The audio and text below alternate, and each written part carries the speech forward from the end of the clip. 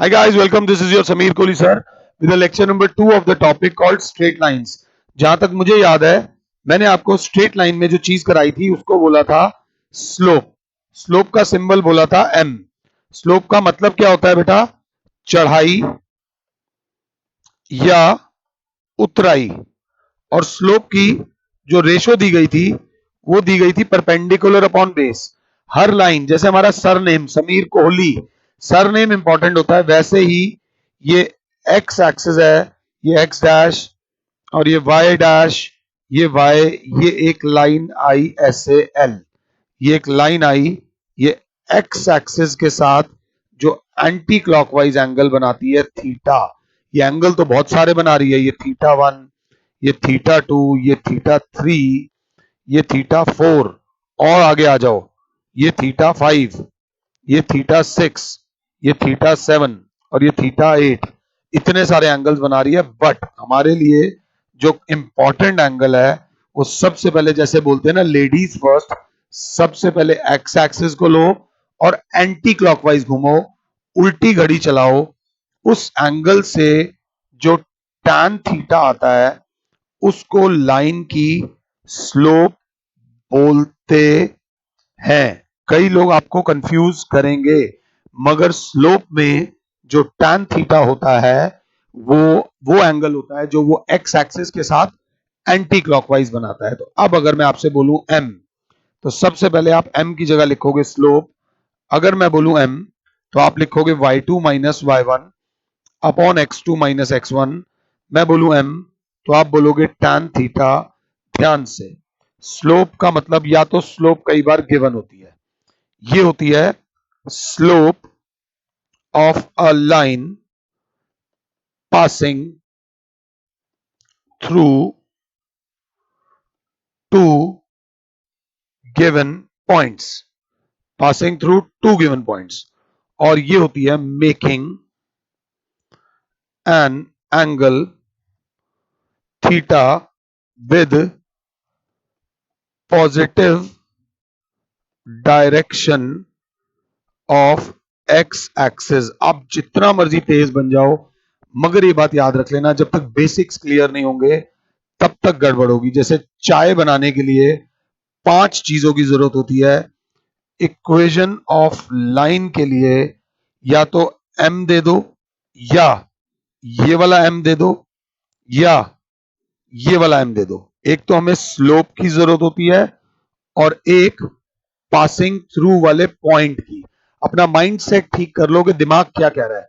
Equation of line निकालने के लिए हमें 2 चीजों की जरूरत है, एक तो पासिंग थ्रू वाला पॉइंट और एक स्लोप. देखो घुमा फिरा के भी कैसे कैसे चीजें होंगी आप समझना. आपके पास पैसे की कमी है, आपके पास पैसे की कमी है और आपको स्कूल में पार्टी में जाना है. तो अब आप क्या करोगे? पार्टी में जाना है तो भाई पार्टी वियर की जरूरत है. पार्टी वियर, जो पार्टी वियर है वो आपकी स्लोप है. उसके बिना आप पार्टी में नहीं जाओगे. आजकल लोग होता है ना, लोगों को बड़ा मैटर करता है कि मैं दिखता कैसे हूं. तो उसके लिए आपके पास एक दोस्त है जो आपको पार्टी वियर दे देगा. तो आपकी स्लोप कहां से आई? दोस्त से. समझ आई? दुश्मन से तो नहीं कहोगे भाई तू मेरा दुश्मन है अपना कोट दे दे, नहीं. तो ऐसे ही हमें इक्वेशन ऑफ लाइन में कुछ नहीं करना, सिर्फ स्लोप का इंतजाम करना है और पासिंग थ्रू वाले पॉइंट का. वो घुमा फिरा के ये पूरा चैप्टर उसी के ऊपर बेस्ड है. उससे पहले मैं आपको 2 बातें बताना चाहूंगा. केसेस, सपोज केसेस की बात करते हैं कि सर ये एक लाइन है, ये X x dash, Y Y dash. Suppose sir ये एक लाइन है L1 और ये एक लाइन है L2.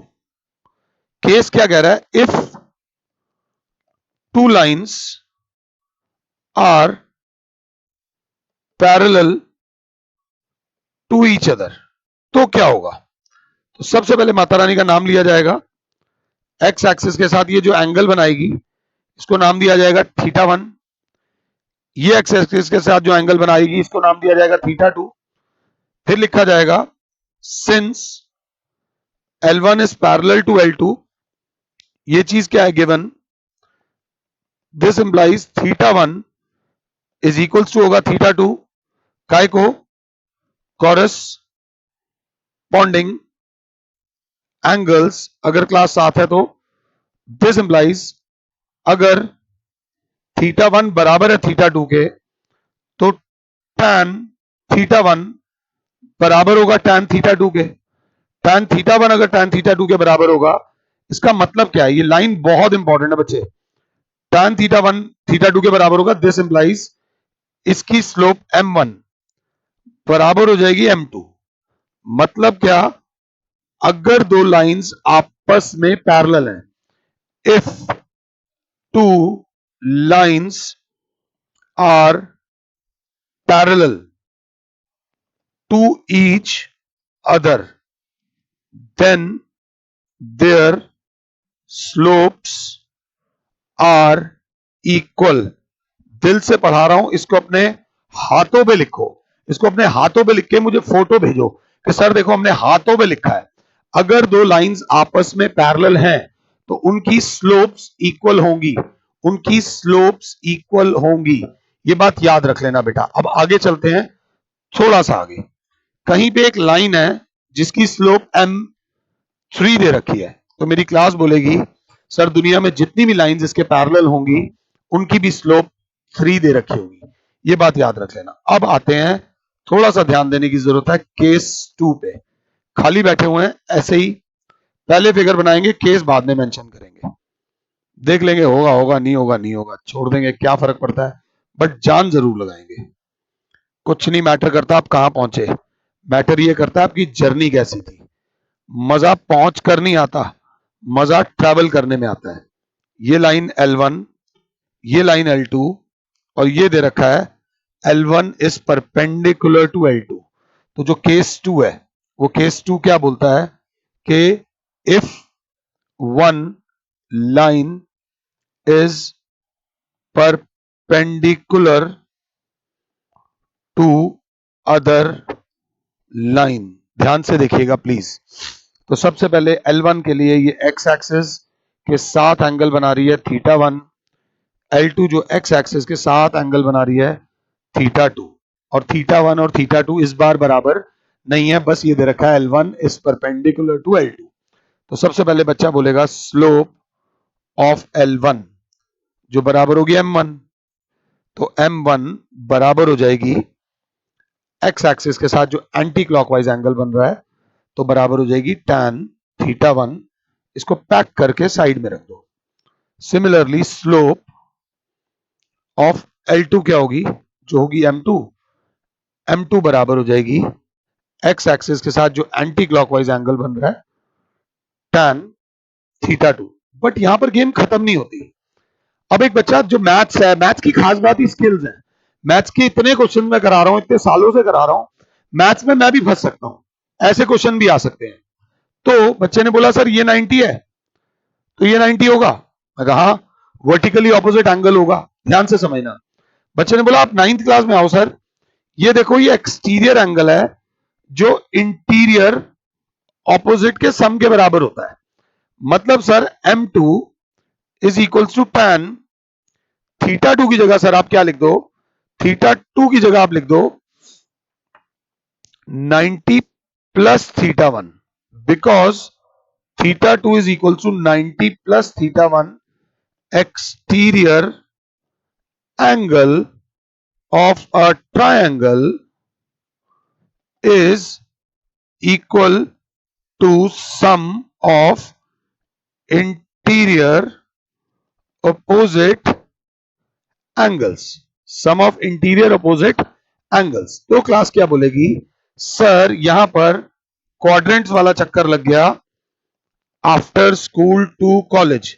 90 प्लस थीटा 1 है सेकंड क्वाड्रेंट में, सेकंड क्वाड्रेंट में tan का रिजल्ट नेगेटिव आता है और 90 पे फंक्शन चेंज होता है, ये हो जाएगा cot थीटा 1। m2 बराबर हो जाएगा -1 upon sir tan theta 1। Sir m2 बराबर हो जाएगा -1 अपॉन m1। मतलब क्या? अगर दो लाइंस आपस में परपेंडिकुलर हैं, ध्यान से देखना मैं लिखवाना क्या चाह रहा हूं और लिखवाने क्या वाला हूं। If two lines are perpendicular to each other, then slope of one line is negative reciprocal of slope of other line। ये बात याद रख लेना, नेगेटिव रेसिप्रोकल मतलब अगर तेरी स्लोप 3 है तो वो लाइन जो तेरे परपेंडिकुलर होगी उसकी स्लोप -1/3 होगी। और एक बच्चे ने कहा और ये इधर ले जाओ तो m1 इंटू m2 बराबर हो गया -1। कुछ बुक्स में ऐसे भी दे रखा होगा, कैसे? If product of slopes of two lines is -1, then they are perpendicular to each other। इसको भी अब हाथ पे तो तुम वो चीज लिख चुके हो, बट इसको भी इमीडिएटली ऐसे ही, और इस चीज का स्क्रीनशॉट ले लो, कहीं चिपका लेना। ये बहुत ज्यादा इंपॉर्टेंट केस है स्लोप को लेकर। स्लोप का क्या, कैसे कैसे कैसे मिलेगी, ये ध्यान से देख लेना। मेरा मन कर रहा है कुछ ऐसा कर दूं कि जिंदगी भर आपको ये चीज याद रहे। ये लाइन दिल से याद रखना, ताकि कभी आज से 4 साल 5 साल बाद भी इसकी जरूरत पड़ेगी। जब एमबीए के पेपर दोगे ना, उसमें ये चीज काम आती है। अब केस 3, केस 3 क्या है, हम केस बनाएंगे बाद में। ये आपका वाई एक्सेस, ये आपका एक्स एक्सेस। आप चाहो तो बुराई कर सकते हो मेरी, क्योंकि हमेशा पहले एक्स एक्सेस लिखा जाता है, वाई। ये मैंने लिख दिया ऐसे, ये रही मेरी लाइन। इस केस को क्या बोलेंगे? When line is parallel to x axis, when a line is parallel to x axis. अगर आप साथ हो तो मेरी क्लास बोलेगी जब एक्स एक्सिस के पैरेलल हो, जब दो लाइंस आपस में पैरेलल होती हैं तो थीटा बराबर होता है 0 डिग्री। तो स्लोप बराबर होगी tan थीटा, तो स्लोप बराबर हो जाएगी tan 0 डिग्री, तो स्लोप बराबर हो जाएगी 0 डिग्री। इस चीज को ध्यान से समझना। If a line is parallel, if a line is parallel to x axis, then its slope is 0। ये बात दिल से समझा रहा हूं और दिल से लिख लेना बेटा, बहुत इंपॉर्टेंट है। अगर एक line parallel to x axis है तो उसकी स्लोप 0 होएगी। अब बोरिंग टीचर हूं, अगली चीज क्या लिखवाने वाला हूं सबको पता होना चाहिए। फिगर थोड़ी मोटी करके बना रहा हूं, सिर्फ ड्रामे कर रहा हूं, उससे कुछ नहीं करा लो, सिर्फ ड्रामे। X, x dash, Y, Y dash, और ये आ गई आपकी line which is perpendicular to x axis but parallel to y axis. ये हमारा केस 4 है। If a line is parallel to y axis, भाई तू किसी के साथ कुछ भी हो, स्लोप निकालने के लिए एक्स एक्सिस के साथ एंटी क्लॉकवाइज जो एंगल बन रहा है वो थीटा बराबर हो गया 90। तो स्लोप बराबर होती है tan थीटा, तो स्लोप बराबर होगी किसके? tan 90। स्लोप बराबर हो जाएगी नॉट डिफाइंड। ये बात याद रख लेना, नॉट डिफाइंड मींस, कहने का मतलब क्या है कि if a line is parallel to y axis, जो वाई एक्सिस के पैरेलल होगी, परपेंडिकुलर टू एक्स एक्सिस होगी, then slope of line is not defined. मेरे प्यारे बच्चों, इस चीज को बहुत बहुत ध्यान से देख लेना। अगर एक line x axis y axis के पैरेलल है तो उसकी स्लोप नॉट डिफाइंड होगी। अब स्वतंत्रता दिवस पर आपको यह बोला जाता है कि एक लाइन है, इसकी स्लोप इसकी स्लोप 3 है, इसके ऊपर 4 पंक्तियां बोलिए, इसके ऊपर 4 पंक्तियां बोलिए, तो इससे आपको क्या पता चलता है?